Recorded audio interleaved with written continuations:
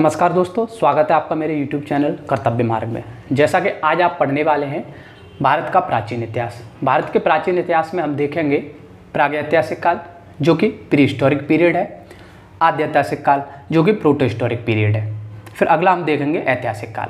लेकिन आज मुख्य रूप से हम पढ़ेंगे प्रागैतिहासिक काल। उससे पहले हमें समझ लेना चाहिए कि आद्य ऐतिहासिक काल और प्रागैतिहासिक काल, प्री हिस्टोरिक पीरियड और प्रोटो हिस्टोरिक पीरियड की डेफिनेशन क्या है, परिभाषा क्या है। तो वह कालखंड जिसमें लिखित डॉक्यूमेंट अवेलेबल नहीं है, आपको लिखित सामग्री का उपस्थित ना होना प्रागैतिहासिक काल है। आद्य ऐतिहासिक काल में हम कहेंगे लिखित सामग्री अवेलेबल है लेकिन हम पढ़ने में असमर्थ हैं, उसको डिकोड करना कठिन है। जैसे कि उदाहरण के लिए सिंधु घाटी सभ्यता में हमें लिपि मिली है, स्क्रिप्ट मिली है, लेकिन उसको पढ़ने में अभी असमर्थता है। इस वजह से इसे कहते हैं प्रोटो हिस्टोरिक पीरियड। उससे पहले सारा पीरियड है वो है प्री हिस्टोरिक पीरियड। उसको 3 खंडों में व्यक्त किया गया, उसको हम समझ लेते हैं। कभी कभी MCQ वस्तुनिष्ठ प्रश्न आ जाता है कि कौन सा कालखंड है, उसका समय क्या है। तो समय के आधार पर कालखंड समझ लेते हैं जिससे कि हमें आसानी होगी आगे पढ़ने में। प्रापाषाण काल जो पैलियोलिथिक एज है तो 2 लाख वर्ष से लेके 10,000 वर्ष पूर्व तक का समय है इसका। मध्यपाषाण काल जो कि मीजोलिथिक है जिसका 10,000 वर्ष पूर्व से लेके 8,000 वर्ष पूर्व तक है समय इसका। वहीं हम देखते हैं नवपाषाण काल जो कि 8,000 से लेके 4,000 वर्ष पूर्व तक इसका समय है। तीनों को हम पढ़ लेंगे। आगे हम देखेंगे मध्यपाषाण काल में जैसा कि कृषि का विकास हुआ, मध्यपाषाण काल में पशुपालन का विकास हुआ और नवपाषाण काल में कृषि का विकास हुआ, आग का विकास हुआ। उसी प्रकार हम जो भी प्रापाषाण काल हैं या पाषाण काल हैं उनके पुरास्थल देख लेंगे, जो कि एक प्रश्न आ जाता है जैसे कि बुरजहोम कहाँ पर है, आदमगढ़ कहाँ है, मेहरगढ़ कहाँ है, सराय नाहर कहाँ है, जो भी बागौर कहाँ है, जितने भी पुरास्थल हैं उनको एक नज़र हम देख लेंगे। हमारा एक प्रश्न निश्चित रूप से सही हो जाएगा। आद्य ऐतिहासिक काल को हम देख लेंगे सिंधु घाटी सभ्यता जिसका कालक्रम है 2500 BC से लेकर 1800 BC। ये स्टैंडर्ड कालक्रम है। 50 या 25 वर्ष आगे पीछे अन्य पुस्तकों में हो सकता है। वहीं ऐतिहासिक काल की बात करें तो वैदिक काल से ये प्रारंभ हो जाता है जो कि 1500 BC से लेकर 600 BC तक वैदिक काल चलता है। लेकिन हमारा भारत का प्राचीन इतिहास 712 AD तक जाएगा। जहाँ पर मोहम्मद बिन कासिम का इन्वेजन होगा वहाँ पर 712 AD में होगा, वहीं भारत का प्राचीन इतिहास समाप्त हो जाएगा। आगे हम देख लेते हैं इस चित्र के माध्यम से, भारत के नक्शे के माध्यम से सारी साइड जितने भी पुरास्थल हैं वो कवर हो रखे हैं। इसके अलावा आपका कोई भी प्रश्न ऐसा नहीं है जो छूट जाए। अब हम देखेंगे जैसा कि प्रागैतिहासिक काल के जितने भी कालखंड थे उनकी मुख्य साइट्स हैं, पुरास्थल हैं, वो मैंने मानचित्र पर दे दिए हैं। प्लस गेहूँ, चावल, पशुपालन सर्वप्रथम या सबसे पहले तो वो कहाँ पाया गया, तो उसके साक्ष्य कहाँ मिलते हैं, तो वो हम साइड देख लेंगे। प्लस कौन से औजार इस समय प्रयुक्त हुआ करते थे और भीमबेटका जैसी गुफाएं कौन से प्रदेश में मौजूद हैं। तो ऐसे कुछ महत्वपूर्ण प्रश्न हैं प्रागैतिहासिक काल से। उसके बाद प्रागैतिहासिक काल में कुछ ऐसा बचता नहीं है जो MCQ में बन सके। पहला हम शुरू करते हैं मेहरगढ़ से। तो भारत उपमहाद्वीप की बात करें तो मेहरगढ़ एक ऐसी साइड है जहाँ सबसे पहले कृषि के साक्ष्य मिले हैं, लेकिन यह डाटा अभी चेंज हो गया है। अब आप देखेंगे मेहरगढ़ के अतिरिक्त लौहरादेव जो कि उत्तर प्रदेश के संत कबीर नगर में साइड है, पुरास्थल है। अब लौहरादेव को माना जाता है कि सबसे प्राचीनतम कृषि के साक्ष्य लौहरादेव में प्राप्त हुए मेहरगढ़ की जगह। अगर ऑप्शन में मेहरगढ़ है तो हम मेहरगढ़ पर जाएंगे, अगर मेहरगढ़ और लौहरादेव दोनों है तो हम लौहरादेव पर जाएंगे, सीधी सी बात।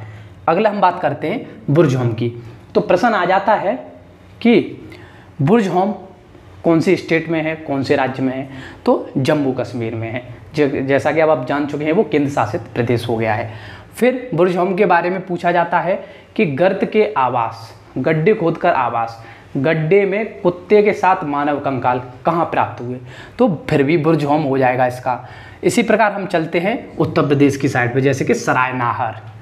बिहार की साइड चिरांद, ये बिहार में है, ये सराय नाहर उत्तर प्रदेश में। ये किस लिए फेमस है, ये हैं हड्डियों के उपकरणों के लिए फेमस। अगर आपसे पूछ लिया जाए कि हड्डियों के उपकरण निम्नलिखित किस पुरास्थल में प्राप्त हुए हड्डियों के उपकरण के साक्ष्य, तो आप क्या कहेंगे, सराय नाहर और चिरांद।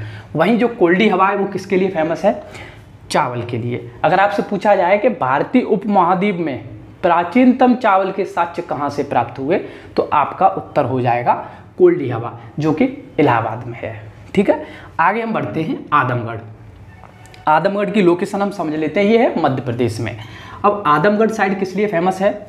जो आदमगढ़ है उसके लिए फेमस है पशुपालन के लिए। अगर पूछा जाए कि पशुपालन के सर्वप्रथम साक्ष्य कहाँ से मिलते हैं, तो हम कहेंगे आदमगढ़।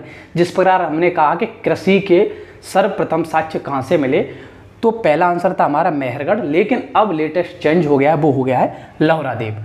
अब आगे हम बढ़ते हैं बागौर।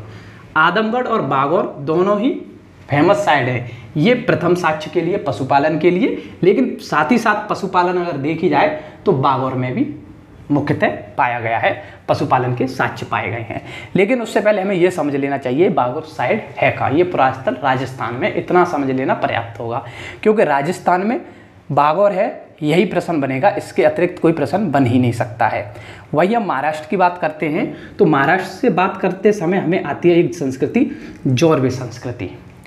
तो महाराष्ट्र के संदर्भ में एक ही प्रश्न पूछता है, वो हर बार रिपीट करता रहता है। वो प्रश्न है कि घर के चबूतरे में दफनाए गए शव, जो दफनाए गए शव हैं, उनका जो क्रम है वो उत्तर से दक्षिण के क्रम में है। तो उत्तर के दक्षिण के क्रम में शवों का दफनाना घर के आगे या घर के अंदर, तो वो किस संस्कृति में पाया गया है, वो साइड पुरास्थल किस राज्य में है, तो वो महाराष्ट्र में है। और वो संस्कृति कौन सी है? जोरवे। जोरवे संस्कृति की जो साइडें हैं उनमें ही यह पाया गया है कि उत्तर से दक्षिण के क्रम में शवों का क्रम है दफनाने का। वहीं आगे हम बात करते हैं संगनकल्लू।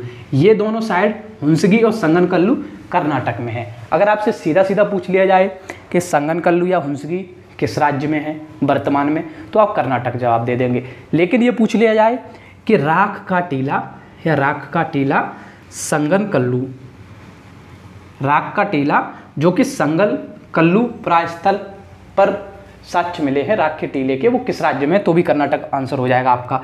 लेकिन ऐसे पूछ लिया जाए कि राख का टीला कौन से प्रायस्थल में प्राप्त हुए राख के टीले के साक्ष्य, तो राख के टीले के साक्ष्य हमें प्राप्त हुए हैं संगनकल्लू में, जो कि कर्नाटक में है। ये हो गई आपकी साइडें सारी खत्म, महत्वपूर्ण साइडें थी। अब औजार की बात करते हैं हम। अब पुरापाषाण काल में या फिर प्रागैतिहासिक काल में, जो कि पुरापाषाण है, मध्यपाषाण काल है या आपका नवपाषाण काल है, इसमें औजारों का प्रयोग रहा है। बड़े औजार थे, फिर छोटे हुए, जैसे कि आपका मध्यपाषाण काल में छोटे हो गए, नवपाषाण काल में और भी छोटे हो गए। तो जो औजार हैं वो मुख्य औजार हैं, उनको हम समझ लेना चाहिए। तो हम औजार इसमें कौन कौन से प्रयोग हुआ करते थे, तो मैं आपको बता दूं, जो पुरापाषाण काल में औजार प्रयोग हुआ करते थे वो हस्त कुठार था, जो हैंड एक्स कहते हैं, खंडक था और विदारडी था। ये तीन बहुत ही इंपॉर्टेंट क्या है पुरापाषाण काल के, ये आपको ध्यान रखना होगा कि ये तीन औजार पुरापाषाण काल में प्रयोग हुआ करते थे।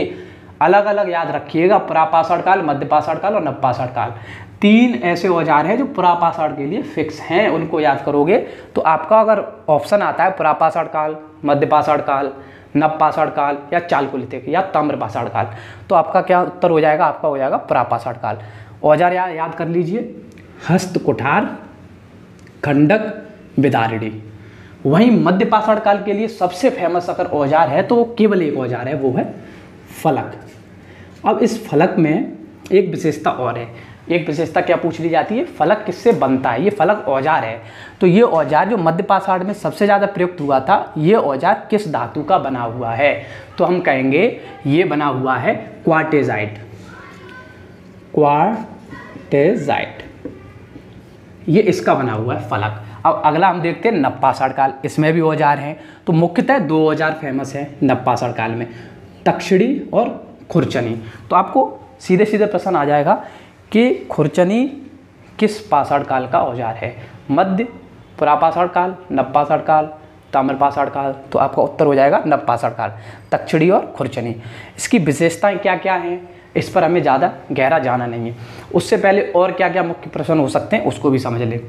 एक प्रश्न ये हो सकता है, 1863 में चेन्नई के निकट एक साइट थी, पुरास्थल था, सर्वप्रथम वहाँ पर हमें हस्त कुठार प्राप्त हुई, किसके द्वारा प्राप्त हुई ये पूछा जाता है, वो है रॉबर्ट ब्रूस फुट। ये आपके भूगर्भ वैज्ञानिक थे, रॉबर्ट ब्रूस फुट, जो कि साइट का नाम भी कभी कभी पूछ लिया जाता है, वो है पल्लवरम। पल्लवरम 1863 चेन्नई रॉबर्ट ब्रूसफुट को प्राप्त हुई। क्या मिला? हस्तकुठार मिला, हस्तकुठार के साक्ष्य मिले।